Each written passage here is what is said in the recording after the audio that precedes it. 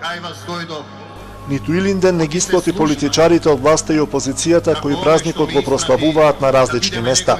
Лидерот на опозицијската ВМРО ДПМН за Илинден беше во Струшко Ташмаруништа, каде говореше на Народниот собир, од кој упати повеќе политички пораки. Тој жестоко ја критикуваше власта, оценувајќи ги како лицемерни и неисклени повиците за сплотеност околу клучните национални прашања од кои зависи иднината на земјата, како што е најавениот референдум за договорот со Грција. За каква сплотеност се говори кога на сила, без консултации, туркаат референдумско прашање за смена на името?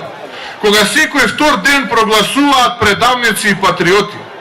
Кога има пратеници и други невини жртви оптоварени со политички конструирани случаи само со единствена цел да се скрши ВМРО ДПМН и непокорот на македонците во нашата мила Република Македонија. Вистинската сплотеност треба да започне преку одбрана за државните и националните интереси. И тука доколку се согласи СДСМ, секогаш е имало нашата подадена рака, затоа што Македонија е пред и над се.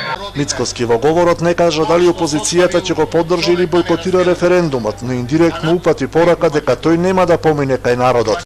Ке им порачаме од овдека, колку повеќе се удираат во градите и велат да, толку повеќе вие и сите оние луѓе во Република Македонија ке им кажате големо и громогласно не.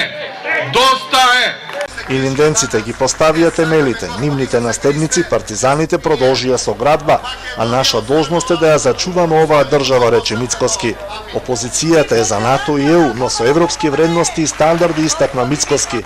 Ја обвини власта дека ја злоупотребува евроатланската агенда за да ги зацкрие бројните афери со наместени тендери и криминал, изразувајќи увереност дека граѓаните ќе ја казнат таквата политика на следните избори, без оглед дали тие ќе бидат редовни или предвремени. Старото име од антика